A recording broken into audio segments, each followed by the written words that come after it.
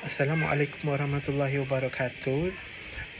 Bagi subjek GMGF 2014, saya akan membentangkan tajuk Pembangunan Ekonomi Malaysia. Saya Muhammad Ayas bin Ibrahim, nombor metrik 266614.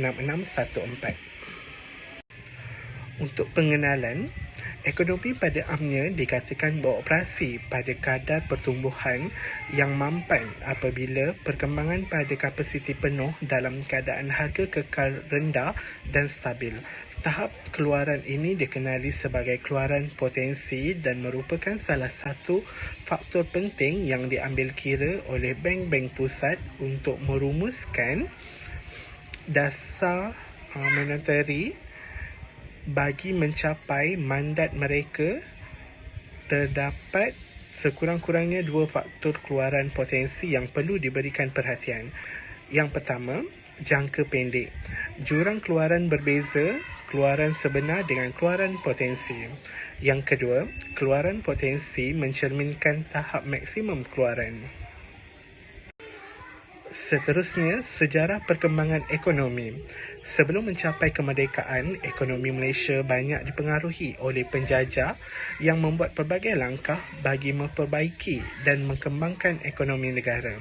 Bagi melihat dengan lebih mendalam berkenaan sejarah perkembangan ekonomi negara, kita bahagikan tahap perkembangan ini kepada 4 bahagian, iaitu era pra-penjajah, era penjajahan, era selepas penjajahan dan era selepas kemerdekaan. Bagi era pra-penjajahan, pembukaan Melaka oleh Parmiswara pada penghujung abad ke-14 menjadi titik permulaan tanah Melayu terlibat dalam perdagangan. Melaka menjadi pelabuhan ekspor Timur Barat. Kegiatan ekonomi di Kepulauan Melayu menjadi semakin bertambah penting dengan pertumbuhan beberapa kerajaan Melayu yang mula menguasai pelabuhan yang menjadi tempat persinggahan kapal-kapal daripada China, India, Asia Barat bagi menjalankan perniagaan mereka.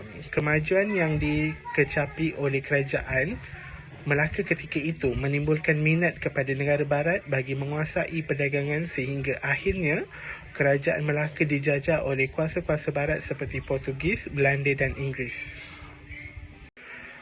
Seterusnya adalah era penjajahan. Penjajahan oleh Portugis, Belanda, Inggeris dan Jepun selama hampir 400 tahun bagi memberi kesan kepada ekonomi tanah Melayu. Namun begitu, penjajahan oleh Portugis dan Belanda yang mengambil masa selama 313 tahun itu tidak meninggalkan banyak kesan kepada ekonomi kerana mereka tidak mengeksploitasikan sumber secara besar-besaran selain tumpuan pada perdagangan rempah sahaja. Pada zaman pemerintahan Inggeris, berlaku perubahan ke atas ekonomi negara apabila pelombong dan penanam getah mula diperkenalkan. Pelombong menjadi penting apabila Inggeris membawa masuk imigran Cina supaya bekerja di lombong dan imigran India sebagai pekerja ladang getah.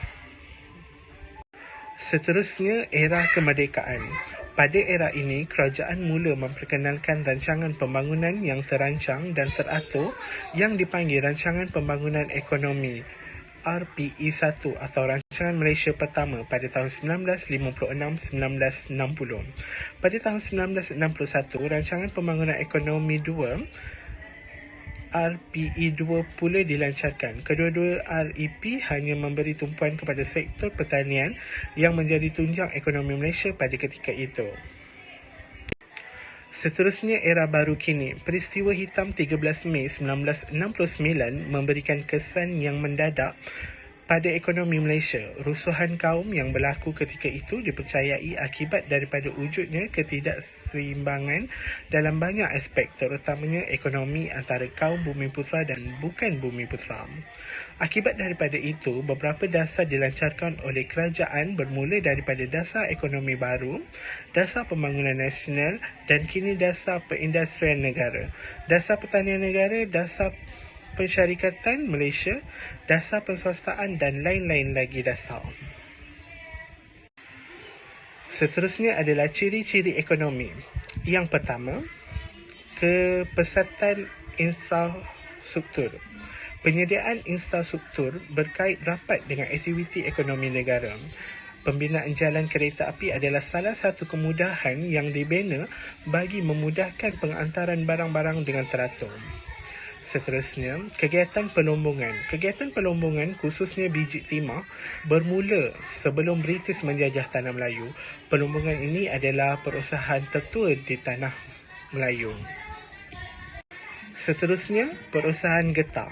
Pada peringkat permulaan, perkembangan perusahaan getah di Tanah Melayu adalah satu proses yang agak lambat dan memerlukan usaha yang gigih. Ini disebabkan tidak ramai yang mempunyai pengetahuan mengenai penanaman getah serta kaedah menoreh getah.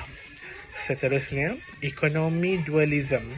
Ekonomi dualism terdiri daripada dua ciri, iaitu satu kawasan dibangunkan malah satu kawasan lagi dibiarkan begitu saja. Slide yang seterusnya adalah sektor ekonomi.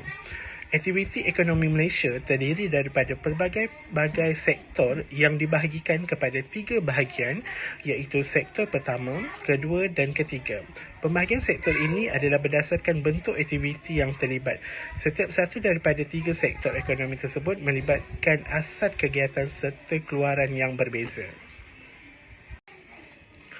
Bagi sektor yang pertama, kegiatan lebih daripada kegiatan ekonomi peringkat awal yang kurang atau tidak melibatkan pemrosesan. Sebagai contoh, ternakan dan tanaman. Bagi sektor yang kedua, kegiatan sektor kedua pula melibatkan kegiatan ekonomi yang kebanyakannya merupakan lanjutan daripada sektor pertama. Sektor ini lebih bersifat memproses ke atas bahan mentah. Sektor yang ketiga pula adalah sektor yang terlibat dalam menghasilkan perkhidmatan. Ini tergolong dalam sektor ketiga. Kegiatan sektor ini merangkumi bidang-bidang seperti pentadbiran, pertahanan, kemudahan asas dan pengangkutan. Slide yang seterusnya menunjukkan dasar dan strategi ekonomi masa depan.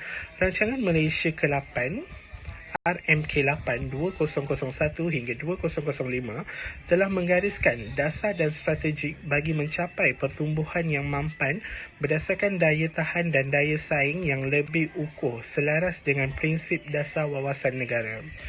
Meningkatkan produktiviti, mempercepatkan penstrukturan semula sektor pembuatan dan perkhidmatan. Penekanan juga diberikan kepada sektor swasta untuk terus menerajui pertumbuhan ekonomi manakala sektor awam berperanan menjadikan rangka industri dan infrastruktur yang diperlukan.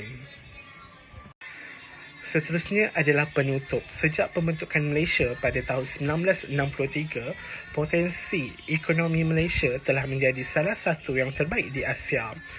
Kekurangan dalam negara kasar sebenarnya berkembang sebanyak 6.5% setahun daripada 1957 hingga 2005. Prestasi memuncak pada awal 1980-an menjelang pertengahan 1990-an ketika ekonomi mengalami pertumbuhan pesat yang stabil rata-rata hampir 8% setiap tahun. Tahap pelaburan asing dan domestik yang tinggi memainkan peranan penting kerana ekonomi memperbagaikan dan dipermodenkan. Malaysia adalah salah satu pengeksport terbesar komponen semikonduktor dan barang elektrik, panel suria dan teknologi maklumat dan komunikasi produk ICT. Itu saja daripada saya. Sekian, terima kasih.